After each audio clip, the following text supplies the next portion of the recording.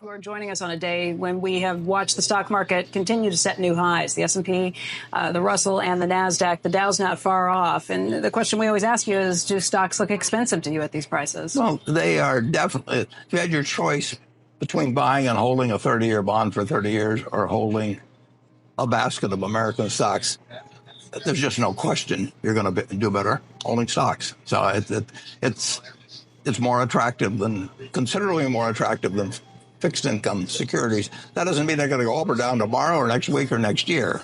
But over time, a bunch of businesses that are earning high returns on capital are going to beat a bond that's fixed at roughly 3% for 30 years.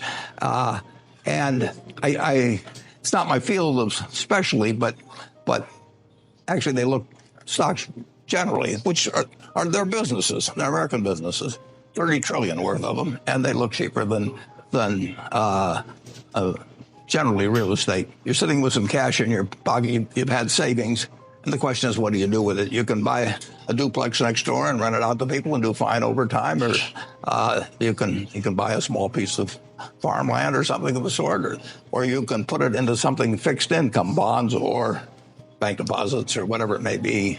And stocks, if you look at American equities, American businesses earning a lot of money relative to the capital put in.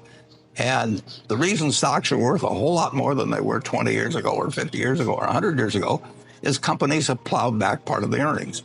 With a bond, you get it all out in interest. You get your 3% or whatever it is, and that's what you have. With stocks, you get maybe a 3% dividend, but they're plowing money back or they're repurchasing shares or doing something. And over time, that just makes a huge difference.